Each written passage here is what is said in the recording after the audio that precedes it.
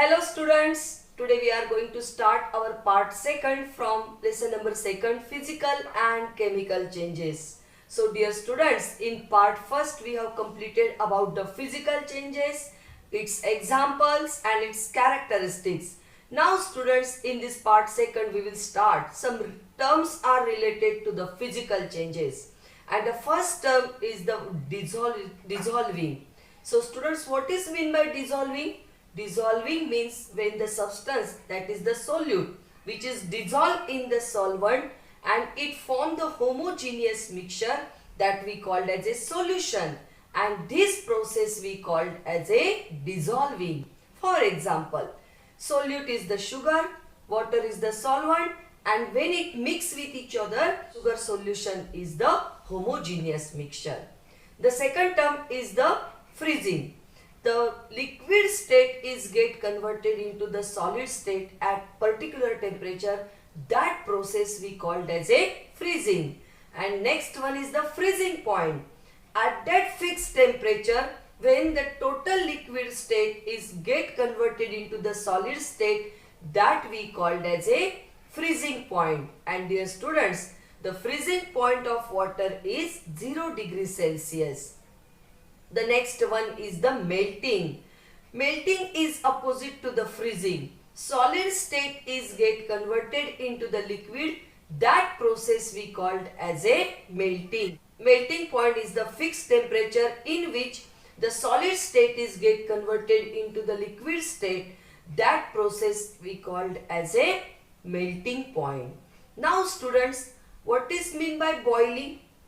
At fixed temperature, the liquid state is get converted into vapor state. That process we called as a boiling. And the boiling point of the liquid, that pure liquid, that are the fixed. Boiling point of water, 100 degrees Celsius. But it should not mix with any other substance. The next one is the boiling point. At the fixed temperature, when the liquid state is get converted into the vapor state, that we called as a boiling point, and that same as the particular pressure. The next one is the evaporation. Evaporation is same as boiling point, but difference is there. So the liquid state is get converted into the vapor state, that we called as a evaporation. But dear students, in the evaporation, this process will take place at below the boiling point. Means any temperature this evaporation process is going on. The next one is the condensation. Condensation is the process in which the vapor state is get converted into the liquid state by giving the cooling temperature. That process we called as a condensation. And the condensation point is that at the fixed temperature, the vapor state is get converted into the liquid state. That fixed temperature we called as a condensation point. Dear students, melting point and freezing point of water is 0 degrees Celsius, and boiling point and condensation of water is also the same, that is 100 degrees Celsius. So dear students, here we completed about the some terms related to the physical change. Now our next topic is that some factors affecting on the rate of this evaporation. Evaporation is the slow process, and this process takes place any temperature. For example, wet cloths. Wet cloths dry up due to the evaporation process. Now students, which factors are affecting? The first one is the nature of liquids. So, some liquids are evaporated very fastly, some liquids are evaporated slowly. For example, petrol, kerosene, they will evaporated very fastly. The next one is the surface area. Dear students, if the more surface area is there, the evaporation rate will also increase. For example, if the one place collected water is there, the evaporation rate of that collected water is slow than the water where we are spreading on that surface, more surface. So, the more surface area, evaporation rate will increase. Next one is the humidity. So in rainy season the air is humid. Humid means students already air containing the water droplets. So due to that evaporation rate is slow. Wet cloths dry up very fastly in summer season, but the wet cloths did not dry up in the rainy season. The reason behind that only due to the humidity. Now students, our next change is the chemical change. In our science students, our all changes categorized into two types. First one is the physical change, second one is the chemical change. Now we are going to start chemical change. First we will define what is meant by chemical change. The chemical change is the permanent change and it is irreversible change.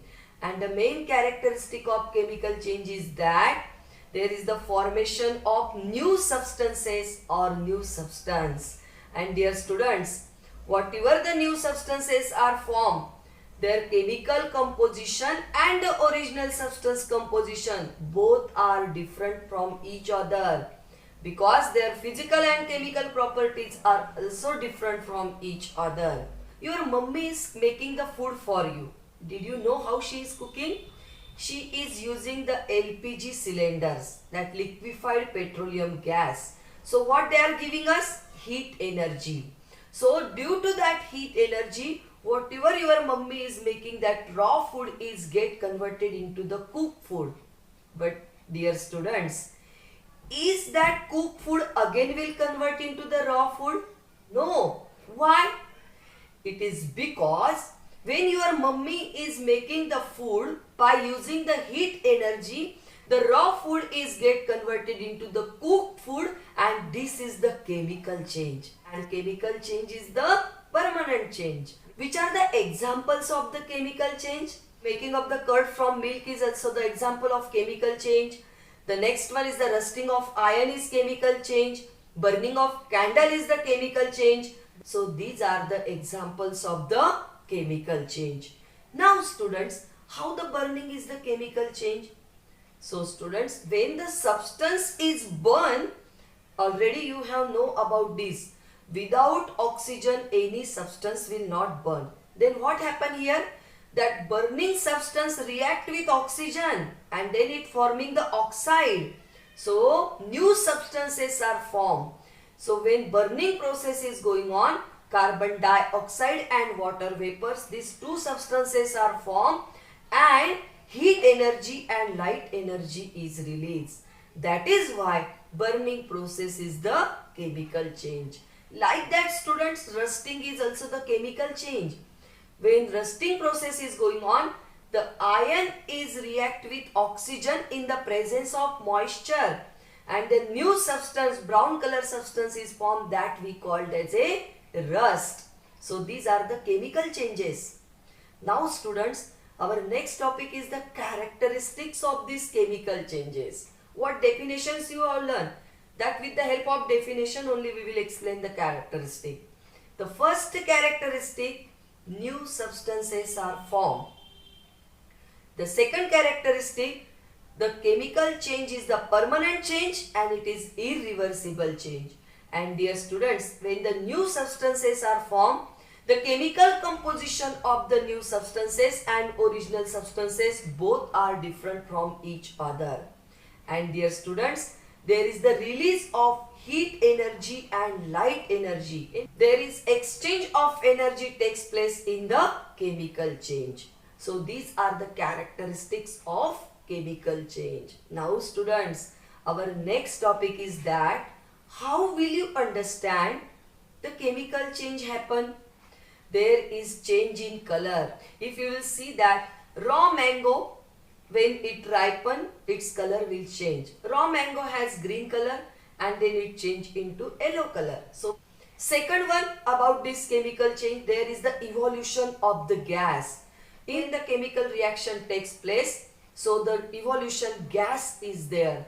So zinc is the metal. When the zinc react with hydrochloric acid, it forms the zinc chloride as the salt. But hydrogen gas is evolved. This is the sign of the chemical change. Now students, the third one you will understand, there is the release of energy. Maybe heat energy, maybe light energy, or maybe the both energy will evolve or absorb. For example, student, when the burning process is going on, burning of paper, burning of candle, burning of wood, so that time carbon dioxide and water vapor, these two substances are formed, but along these substances there is the formation of heat energy and light energy. Firecrackers when burst, the sound is also there. So dear students, there is the evolution of the sound energies also there. Our next topic is that importance of the chemical changes. Yes, how this chemical change is important for us in our daily life. The first important, the food you are eating, it is cooked by your mummy. So that cooked food when you are eating, the heat energy is used, and that is why this chemical changes happen. And dear students, in our daily life, from morning we are using the toothpaste, soaps, detergents, what medicines we needed nowadays, so that also it is due to the chemical change. Next importance of the chemical change is that digestion of the food, respiration process, so that processes are also due to the chemical change. So students, these are all about the importance of chemical change. Okay, next one is the burning of candle is physical change also and chemical change also. When a candle is lightened, the wax melts and turns into liquid state. As the molten wax drops on the floor or table, it solidifies again. So students, liquid state is get converted into solid state, and again the solid state is get converted into liquid state. Therefore, this is called as a physical change. Now, how the chemical change? Simultaneously, some of the molten wax rises up the wick, turns into vapor and burns with the flame. Two new substances are formed, water vapor and carbon dioxide.